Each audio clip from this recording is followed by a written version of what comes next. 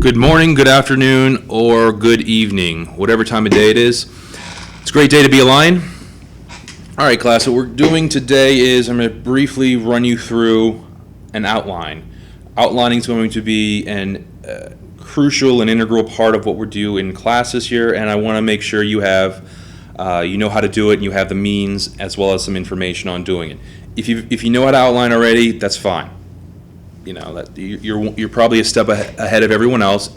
If you're new to it, this is one way we can learn it right now. If you've forgotten it, consider this a refresher wherever you fall in this on the scale of things. All right, so we're going to be outlining primarily for a couple of different reasons.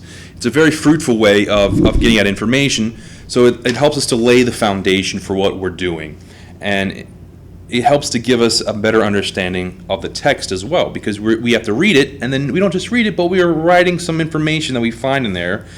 So hopefully we'll be able to pick out the structure of the text as well as the organization, how the author organized the text. It also encourages us to engage in the text, so we don't just read it, we write it, now we're asking questions of the text.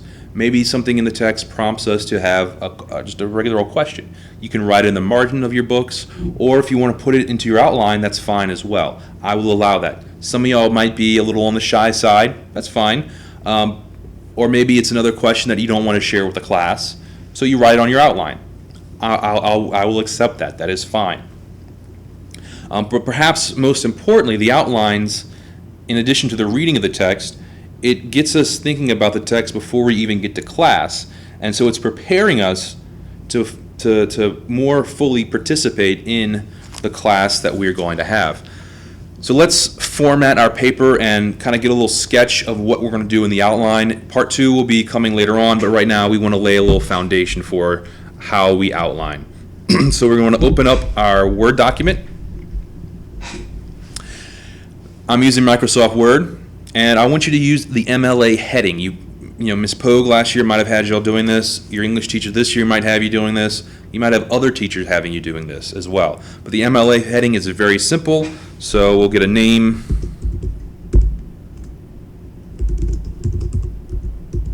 We'll have Inigo Montoya. You killed my father. Prepare to die.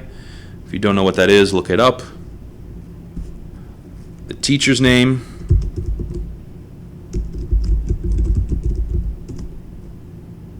The subject. Now you can leave it as theology, or you can put theology 2. I suggest putting theology 2 just because that's a little more specific than just theology, but if you leave just theology, that's fine. And then we'll put a date. And later on I'll probably have some other how-tos on Microsoft Word, how to automatically insert a date that automatically updates. I'll even show you how to make a template for your Microsoft Word as well, so that way you don't have to type in the same information over and over again. But for right now, we'll start here. You want to center justify your text, or just center the text, and we're doing chapter 1, so just put down in the title, chapter 1. And chapter 1 is titled "In the Beginning."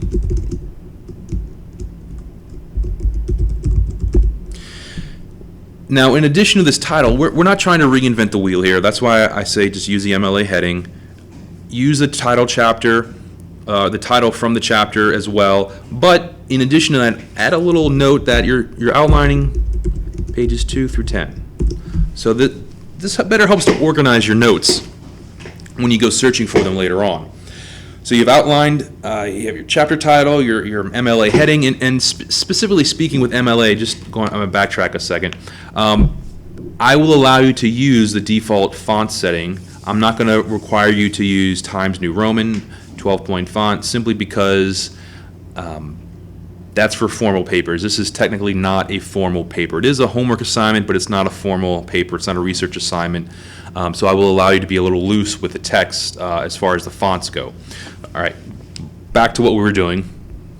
So you have your chapter, you have your page numbers, hit enter a couple times again, and then you want to left justify your text again, so align left. And then here is where Microsoft does something quite wonderful for us. All right, this is a feature I've used many, many times. It's the outlining feature. So you have a bulleted list you can choose from, the numbered list, or the multi-level list. My recommendation is use the multi-level list. If you click on the little gray arrow, you have several different options. My suggestion, just use the simplest one. You click on it, and there you go. Microsoft is starting the outlining process for you, and now every time you hit enter, it will, I'll give you a demonstration here. Oops.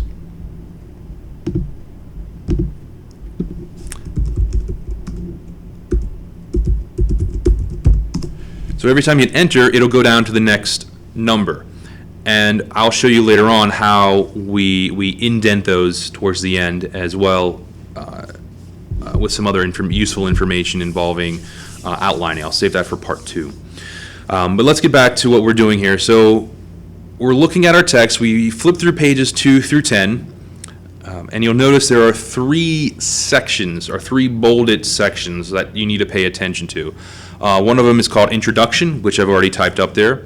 The second one is Creation of the World, and then the other one is Creation as the Work of the Blessed Trinity.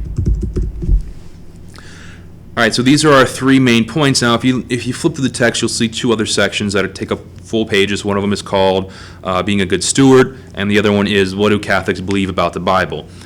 I am expecting you to read those. Those are called sidebars, but you do not need to include those in the outline. I'll repeat, you do not need to include those in the outline. You're more than welcome to outline them, but it's not necessary. So you've gone through, you've got your 3 headings: Introduction, Creation of the World, Creation as the Work of the Blessed Trinity. This is going to serve as our sketch, our roadmap.